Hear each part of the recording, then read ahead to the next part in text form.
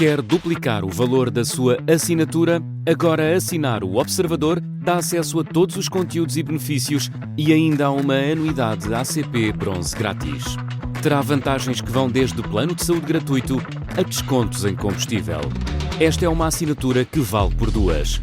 Assine hoje em observador.pt com 45% de desconto. Agora, 7 da manhã.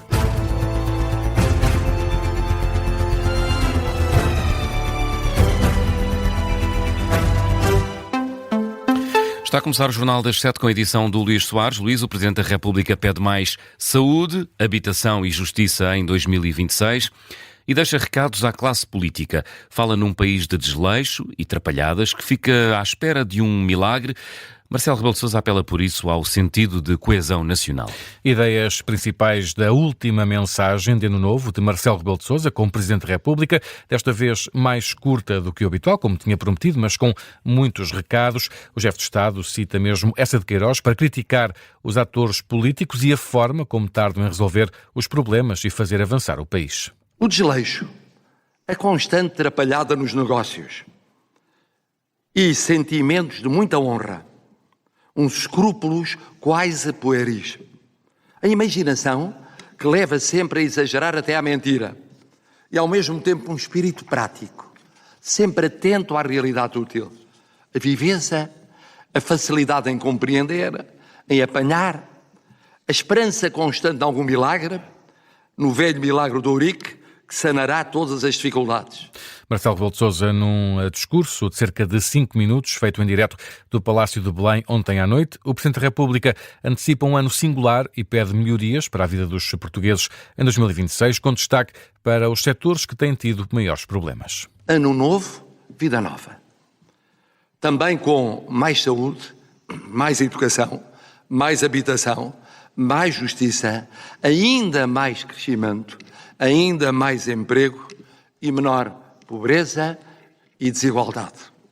E sempre mais tolerância, mais concordância, mais instinto, mais do que instinto e intuição, sentido de coesão nacional. O Presidente da República tinha prometido uma mensagem neutra para não contaminar a campanha eleitoral para as presidenciais, que começa na próxima semana. Marcelo Rebelo de Sousa não fez referências diretas às eleições, diz apenas que confia que Portugal vai ter um futuro melhor com soluções e pessoas novas. E as reações dos partidos ao discurso de Ano Novo de Marcelo Rebelo de Sousa foram diversas, Luís. Com elogios do lado do PS e do CDS e com críticas dos partidos da oposição. Miguel Gato. Os partidos que formam o governo deixaram elogios à mensagem de Marcelo Rebelo de Sousa, a começar com a vice-presidente do PSD, Leonor Beleza. Uma palavra intensa de reconhecimento por aquilo que ele tem sido para o nosso país e uma palavra de orgulho pela forma como ele tem vindo a servir Portugal. E a terminar em Durval Tiago Ferreira, do CDS. Temos que reconhecer que nestes momentos particulares e mais difíceis, e ele foi para todos os portugueses um farol de responsabilidade. Na oposição, a perspectiva é bem diferente. Mário Amorim Lopes, da Iniciativa Liberal, deixa uma questão em cima da mesa. O que é que fez Marcelo Rebelo de Sousa nos últimos 10 anos para influenciar os governos para que sejam feitas as reformas que coloca o país neste caminho? Enquanto Isabel Mendes Lopes do Livre aproveita a reação ao discurso do Presidente para atirar ao Governo. Os desejos de um ano com mais saúde, com mais habitação, com mais igualdade, que no nosso ponto de vista têm sido áreas em que o Governo tem falhado redondamente. Da parte do PCP, Pedro Guerreiro diz que não basta expressar boas vontades. É necessário que seja apontada, que está na causa dos problemas que são sentidos, os problemas e injustiças que são sentidos pelos trabalhadores, pelo povo. Também o Bloco de Esquerda lamenta a oportunidade perdida do Presidente da República em falar nas grandes preocupações dos portugueses. Já o PAN destaca o legado dissolvente de Marcelo Rebelo de Sousa. Miguel Gato, e a reação dos partidos com assento parlamentar ao discurso de Marcelo Rebelo de Sousa. O Partido Socialista marcou para esta manhã a reação. O Chega e o JPP até agora ainda não reagiram enquanto partidos. E Luís, importa também olhar para as reações dos candidatos presidenciais. Comecemos com André Ventura, que acusa o Presidente da República de se ter tornado um mero comentador. Ele, que é também Presidente do Chega, lamenta o conteúdo do discurso de Marcelo Rebelo de Sousa, a quem aponta falta de capacidade política. Os portugueses não precisam de um Presidente que faça diagnósticos e análises. precisam de um presidente que haja, precisam de um presidente que tome decisões, que chame à responsabilidade quando tem que chamar à responsabilidade, que seja capaz de apontar, como fez Marcelo Rebelo de Sousa hoje, mas também de chamar a atenção das entidades e dos protagonistas concretos quando metidos nas tais trapalhadas a que ele se refere. Este discurso de Marcelo Rebelo de Sousa vincula hoje bem o presente e o futuro. O presente que temos de um Presidente da República que se tornou mais comentador, analista, do que propriamente um ator político. A reação de André Ventura, já Catarina Martins, a candidata apoiada pelo Bloco de Esquerda, considera que Marcelo Rebelo de Sousa devia ter ido mais longe no diagnóstico que fez sobre as falhas do país. Começou o seu mandato num período pós-Troika, pós-Cavaco, com condições de vida a melhorar em Portugal, mas a verdade é que 10 anos depois vê as dificuldades que há em Portugal, vê também o crescimento da extrema-direita e optou, e bem, por falar das questões da tolerância, mas é verdade que talvez por estar também em final de mandato e não tenha querido fazer uma mensagem mais direcionada aos problemas concretos, falta uma palavra para o desespero que vimos nestes dias no acesso à saúde, por exemplo, que continua a ser uma das questões mais complicadas do nosso país, ou o custo de vida. A reação de Catarina Martins. António Filipe, candidato apoiado pelo PCP, defende que é necessário uma mudança de política no país para concretizar os votos manifestados por Marcelo Rebelo de Sousa. O Sr. Presidente da República formulou votos muito generosos de um ano melhor para 2026, mas a concretização desses votos debate-se com um grande problema. É que se não houver uma mudança de políticas, se as políticas que têm sido seguidas prosseguirem, os portugueses não vão certamente ter um ano de 2026 melhor do que o 2025. Num país onde os direitos dos trabalhadores já estão muito fragilizados pelo Código do Trabalho, se a proposta de pacote laboral que o Governo apresentou e que foi reafirmada agora na mensagem de luz pelo próprio Sr. Primeiro-Ministro, os trabalhadores portugueses, se essa proposta fosse por diante, não teriam um ano de 2026 melhor que o de 2025. As reações de alguns dos candidatos presidenciais à última mensagem de Ano Novo de Marcelo Rebelo de Sousa foram para já os únicos candidatos a reagir às palavras do Presidente da República.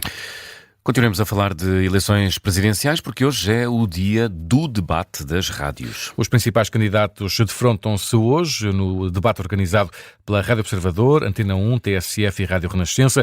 Os candidatos vão debater em direto durante 2 horas, a partir das 9h30, nos estúdios da RTP. É lá que está já o Miguel Viterbo Dias, o coordenador de política da Rádio Observador. Miguel, bom dia. Este debate vai acabar por marcar também o tom do início oficial de campanha para as eleições de 18 de janeiro.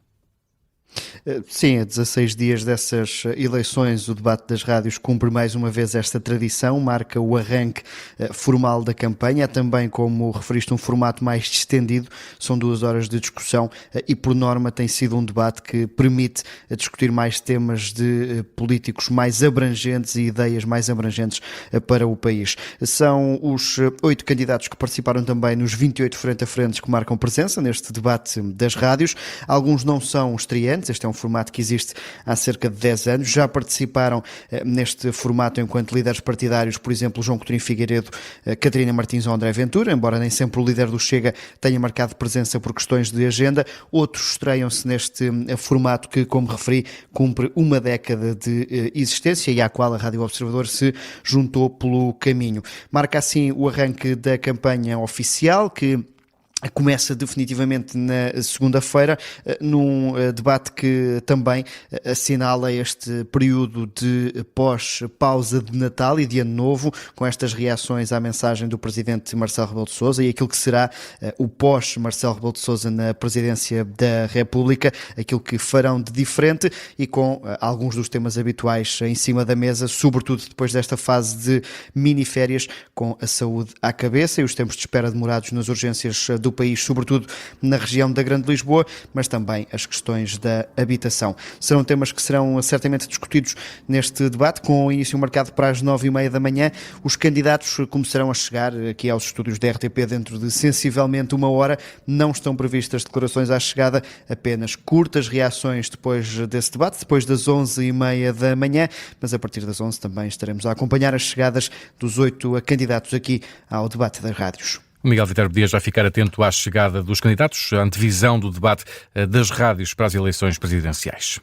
O debate arranca às 9h30, pode ser acompanhado em direto aqui na Rádio Observador. Antes vamos fazer uma antevisão, um explicador especial com Pedro Benevides da TVI e António Costa do ECO para ouvir depois do Jornal das 9. E o Presidente da Assembleia da República critica os candidatos presidenciais pela forma como têm abordado a possibilidade de avançar com uma revisão constitucional e também pela discussão em torno da transparência dos sucessores de Marcelo Rebelo de Sousa. Já Pedro Aguiar Branco assina hoje um artigo de opinião no Semanário Expresso, no qual faz esse balanço do ano que agora terminou. Sobre a revisão constitucional, considera que os candidatos têm discutido matérias que pertencem direta e exclusivamente à competência do Parlamento. Já sobre a transparência dos candidatos, lamenta que o debate tenha resvalado para uma lógica de suspeição generalizada sobre os políticos. Aguiar Branco não menciona nomes, mas afirma que o escrutínio é indispensável, a desconfiança permanente não. Aguiar Branco sublinha também que tem evitado comentar a pré-campanha devido às funções que exerce como Presidente da Assembleia da República, mas reconhece que não pode ignorar a forma como os candidatos falam em espaço público sobre estas matérias. E a Suíça vai cumprir 5 dias de luto nacional depois do incêndio numa estância de ski na passagem do ano. Cerca de 40 pessoas morreram e 115 ficaram feridas. O Presidente do país fala mesmo num drama de escala desconhecida e lamenta o elevado número de vítimas. O incêndio aconteceu numa festa de passagem de ano, num bar de um resort de ski em Crans-Montana, nos Alpes suíços. As vítimas de várias nacionalidades ainda estão a ser identificadas, sendo que o mais recente balanço das autoridades suíças aponta para cerca de 40 mortos e 115 feridos. As causas do incêndio estão a ser investigadas. As autoridades suíças já afastaram a possibilidade de um ataque terrorista. 7h11, Luís, que outras notícias marcam este início de 2026? Marcelo Rebelo de Sousa devolveu ao Governo 3 decretos-lei que visavam várias reformas na saúde. O Presidente da República mandou para trás medidas como a centralização dos serviços de urgência, a criação do Sistema Nacional de Acesso a Consultas e Cirurgia e ainda as novas regras de contratação de médicos tarefeiros no SNS. São decretos que não tinham sido aprovados em Conselho de Ministros em outubro. Jair Bolsonaro já regressou à prisão depois de ter sido internado na véspera de Natal. O ex-presidente do Brasil esteve hospitalizado para tratar de 2 hérnias inguinais e também de uma crise de soluços. O jornal brasileiro Globo avança que Bolsonaro já teve alta e regressou à prisão, onde cumpre uma pena de 27 anos por tentativa de golpe de Estado. O Sporting joga hoje no terreno do Gil Vicente, na 17ª jornada do campeonato. Os Leões procuram aproximar-se do líder Porto e distanciar-se do Benfica. O jogo está marcado para as 6h45 da tarde e tem relato em direto aqui na Rádio Observador. Há ainda uma pergunta que não quer calar neste arranque de ano. Quando é que vai ser a primeira lua cheia do ano? Sabem dizer? Não sei. Então Grandes questões. São grandes questões. Perguntas importantes. É depois da lua, 3, 9, 17, 27 dias. É depois daquela lua. Não, é já amanhã. Amanhã, primeiro sábado do mês, mas esta não vai ser uma lua cheia qualquer, logo para começar o ano. É a lua cheia vermelha. É a primeira super lua de 2026, conhecida como Lua Cheia do Lobo. Opa, do Lobo. É a hora do lobo e a lua cheia do lobo. De onde é que vem esse nome, Luís? Foi batizado assim pelos povos nativos americanos e pelos antigos europeus, que tinham como hábito nomear a cada lua cheia, de acordo com fenómenos naturais de cada mês, e a primeira do ano é conhecida como Lua Cheia do Lobo, porque em janeiro era habitual ouvir os lobos a uivar durante a noite, possivelmente devido à escassez de alimento e à necessidade de comunicação em alcateias. Então é uma lua. Exatamente. Olha, e vamos poder vê-la em Portugal? Vamos sim. Okay, boa. A melhor hora para ver... E se não houver nuvens, exatamente. A melhor hora será logo após o pôr do sol, por volta das 5h30 da tarde, e aproveitem porque a próxima superlua, a lua cheia Castor, a lua do Castor, só chega a 24 de novembro. Jornal das 7 com edição do Luís Soares.